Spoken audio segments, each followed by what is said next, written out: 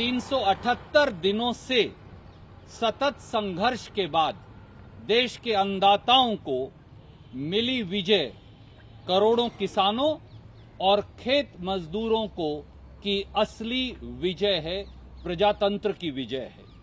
किसान आंदोलन ने महात्मा गांधी जी के सिद्धांत को एक बार फिर चरितार्थ कर दिया कि जनता की असली शक्ति, प्रजातंत्र की असली शक्ति जनता में निहित है।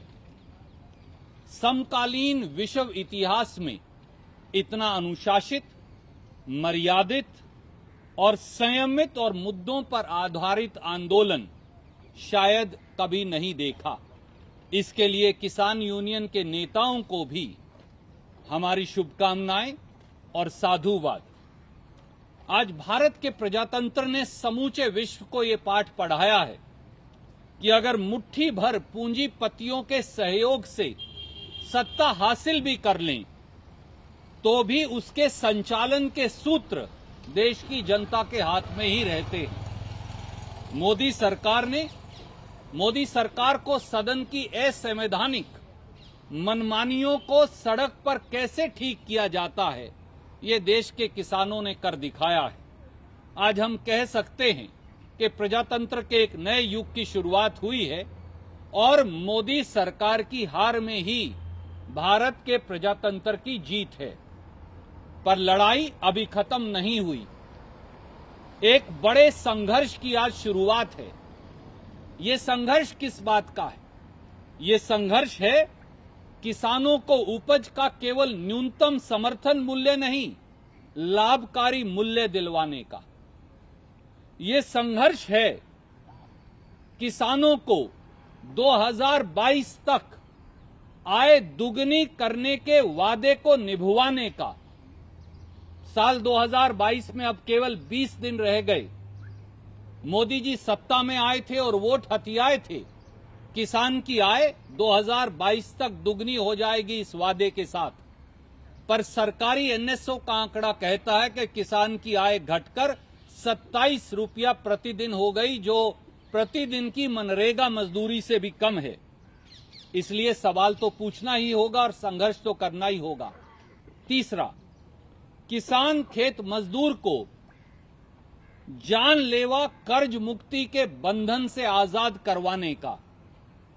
आज जब भारत सरकार का एनएसओ कहता है कि देश के हर किसान पर 74,000 रुपया का औसत कर्ज है और भारत की मोदी सरकार कहती है कि किसान और मजदूर की कर्ज माफी के लिए उसके पास फूटी कोड़ी नहीं, परंतु चंद पूंजीपति मित्रों के कर्ज माफ करने के लिए 7 साल में 10 लाख करोड़ है, तो सवाल तो पूछना ही होगा और संघर्ष का आह्वान भी करना होगा।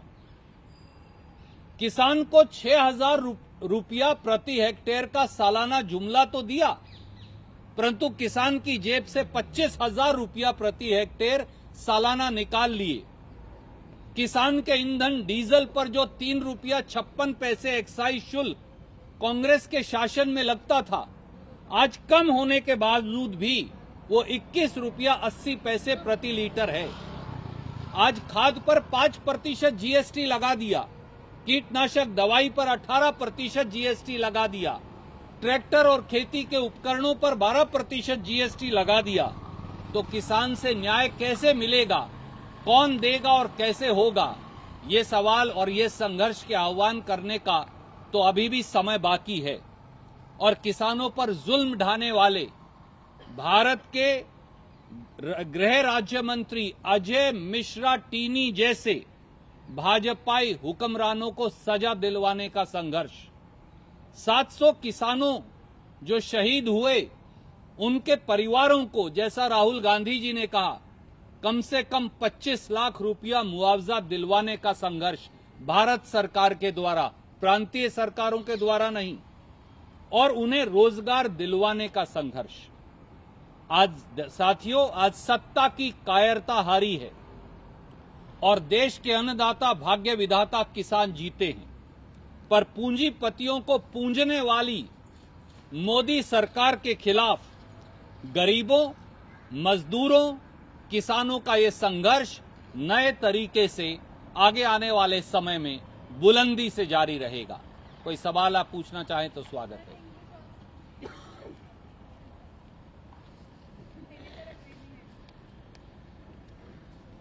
The arrogance of power has lost today. The arrogance of rulers who by sheer dint of numbers subjugated democracy, subjugated the entire parliament, suppressed the voice of India's farmers, that has finally kneeled down before the Gandhian protests of millions and millions of farmers. For last 378 days, farmers and their farm unions have protested in a disciplined Gandhian manner, hitherto unprecedented. And finally, a government that called them terrorists, a BJP government that called them Naxalites and goons, anti-nationals, had to yield to the peaceful, Gandhian, disciplined, issue-based protest of millions of farmers. And that's a victory for India's democracy. It has once again shown to us that however high you may be, India's democracy, India's collective power, the power of non-violence, the power of demanding justice founded upon issues by millions and millions of toiling farmers and farm laborers of this country is far, far bigger. Agitation has ended, but the struggle has just started. And that struggle is for what? That struggle is for ensuring not only minimum support price, but a remunerative price for crops of the farmers. That struggle is for ensuring that Prime Minister fulfills his promise of doubling farm income by the year 2022. It is all the more important for we are 20 days short of 2022. But government's own NSO says that the income of the farmers is merely rupees 27 per day. It has gone down 10 times. It is even less than the Manrega wage. So time has come to demand answers and fulfillment of Prime Minister's solemn promises on which he rode to power. The struggle is to ensure that the farmers and farm laborers of this country are actually debt-free. The cycle of death and debt which entraps the farmers of this country, they finally are able to get rid of them. NSO says that the average debt of India's farmer is rupees 72,000. But Modi government refuses to yield even a little, and in fact says on the floor of the parliament that it doesn't have a single pie to provide debt relief to India's farmers. But it has 10 lakh crore rupees to waive for select crony capitalists over last 7 years. So struggle for justice has to begin now.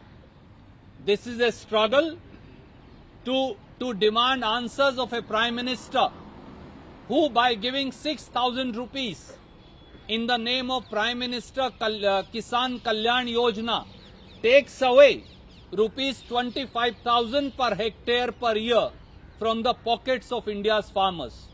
We want to remind the Prime Minister that the excise duty on diesel, the farmers' fuel, which used to be rupees 56 paisa during UPA's tenure, continues to be rupees 21.80 per litre even today.